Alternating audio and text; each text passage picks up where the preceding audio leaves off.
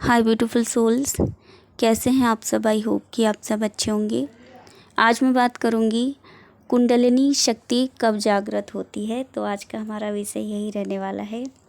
तो देखिए, बहुत से साधक का ये प्रश्न रहता है कि जब वो ध्यान साधना के माध्यम के द्वारा अपने चक्रों को जागृत करने का प्रयास करते हैं, मूलाधार चक्र से लेकर के वो सभी चक्रों पर ध्यान साधना करते हैं और उनको जागृत करने का प्रयास करते हैं, तो क्या होता है कि उनकी जो ऊर्जा है मूलाधार चक्र से ऊपर की ओर उठती है, किसी भी चक्र पर और जाके रुक जाती है। जैसे कि उनकी ऊर्जा जो है मूलाधार चक्र से ऊपर की ओर उठी, अनाहत तक पहुंची, या फिर अनाहत से ऊपर उठी विशुद्धि चक्र तक पहुंची है और वहाँ पर वो कुछ दिन तक रुकी रहती है। उसके बाद वो ऊपर उठ गई है, सहस्त्रार तक पहुँच गई है और फिर वहाँ से फिर से वो वापस मूलाधार चक्र में आ गई है।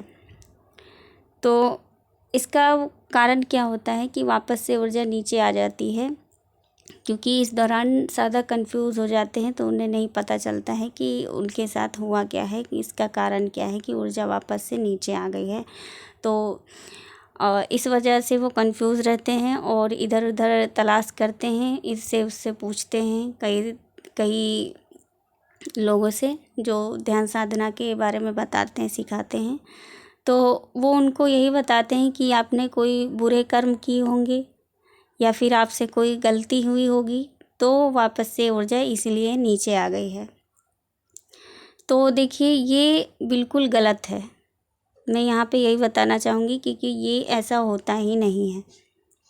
क्योंकि जब आप ध्यान साधना करते हैं और आपकी ऊर्जा अगर इस तरह से हुई है, ऊपर की ओर ऊपर उठ गई है, सहस्त्रार तक पहुँचने के बाद में फिर से मूलाधार चक्र में आ गई है, तो इस दौरान होता क्या है कि इस दौरान होता ये है कि तब आपके चक्रों का शुद्धिकरण हुआ होता है ना।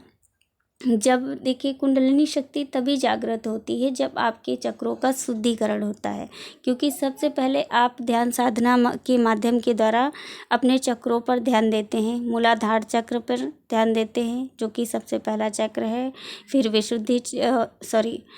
जो स्वादिष्ठान चक्र है उस पर, और फिर मणिपुर चक्र पर, है ना, और फिर अनाहत चक्र पर, विशुद्धि चक्र पर और आज्ञा चक्र पर। इस तरह से सभी चक्रों पर ध्यान देते हैं और सहस्त्रार तक पहुँचते हैं।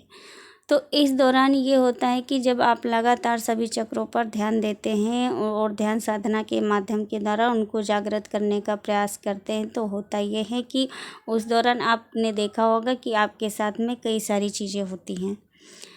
तो होता ये है कि आपके शरीर में भी परिवर्तन आने लगते हैं। आपके अंदर देखा होगा कि जो इमोशंस होते हैं दबे हुए, और जो भी ट्रॉमाज होते हैं वो दबे हुए होते हैं। देखा होगा कि वो चीज़ें आपकी ऊपर आने लगती हैं, है ना। कई सारी चीज़ें ऊपर उभर के आती हैं। आप गुस्से को भी फेस कर सकते हैं कि आप देखते हैं कि आपको लगातार बहुत दिनों तक गुस्सा आ रहा है, बिना बात के गुस्सा आ रहा है किसी पर भी, और आप देखते हैं, या फिर बहुत ही ज़्यादा आप इमोशनल हो रहे हैं किसी के प्रति, या फिर कोई भी बिना वजह से। तो ये सब चीज़ें ना, ये तो मैंने उदाहरण दिए छोटे से।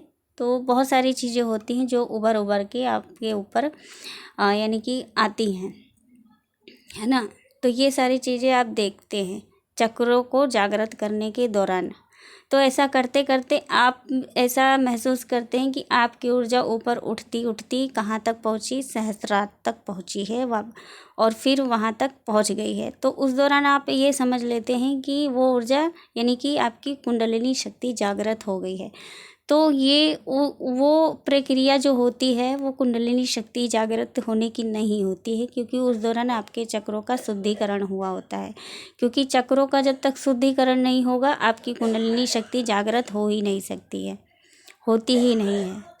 यानी कि जब आपकी कुंडली शक्ति जागृत होगी, तब उसके पहले क्या होता है, आपने जो चक्रों पर ध्यान साधना के द्वारा काम किया है, उस दौरान आपकी जो आत्मा है, आत्मा से सारी गंदगी साफ़ हो गई है, तभी उसके बाद में आपकी कुंडलिनी शक्ति जागृत होती है।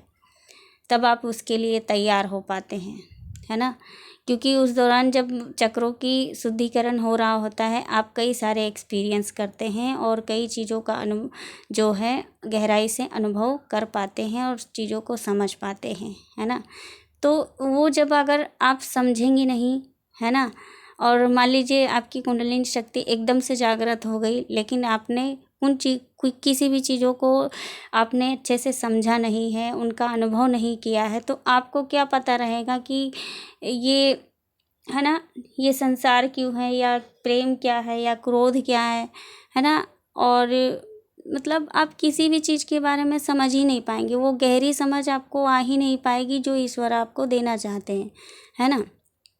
तो इसीलिए ये प्रक्रिया ज़रूरी होती है, हर एक साधक के साथ में होती है कि उसके जो चक्रों पर जब वो ध्यान करना स्टार्ट करते हैं और उनकी ऊर्जा जब वो ऊपर तक उठ जाती है, अगर ऊपर के उठने के बाद नीचे आ गई है ना, तो वो उस दौरान आपके चक्रों का शुद्धिकरण हुआ है, आपकी आत्मा का शुद्धिकरण हुआ है। तो जब शुद्धिकरण होने के बाद, यानी जो आपने देखा कि आपकी ऊर्जा वापस से मूलाधार चक्र में आ गई है, तो फिर से आप जब मूलाधार चक्र पर काम करते हैं, ध्यान साधना करते हैं, और तो इस दौरान क्या होगा, जो अब ऊर्जा ऊपर उठेगी तो वो होगी आपकी कुंडलिनी शक्ति, है ना।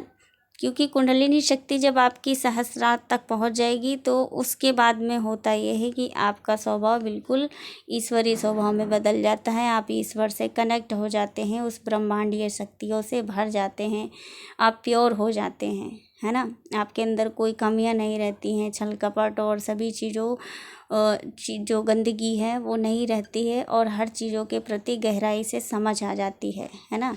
और वो ऊर्जा जब कनेक्ट हो जाती है ईश्वर से, सहस्त्रार तक चक्र तक ऊर्जा का पहुंचना यानी ईश्वर से कनेक्ट होना है ना। वहाँ तक सहस्त्रार तक पहुंचना ऊर्जा कोई साधारण सी बात नहीं है ना।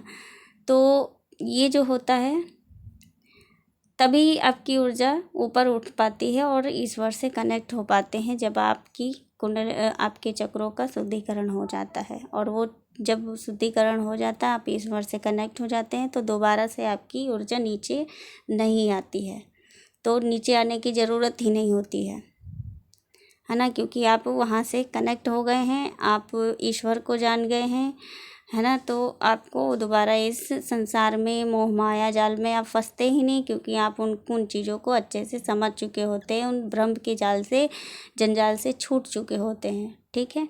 तो ये सारी चीज़ें होती हैं। तो आई होप कि ये वीडियो आपके लिए हेल्पफुल रहेगी। मिलते हैं नेक्स्ट वीडियो में। आप अपना ध्यान रखें, खुश रहिए, स्वस्थ रहिए। God bless you all, love you all, thank you so much.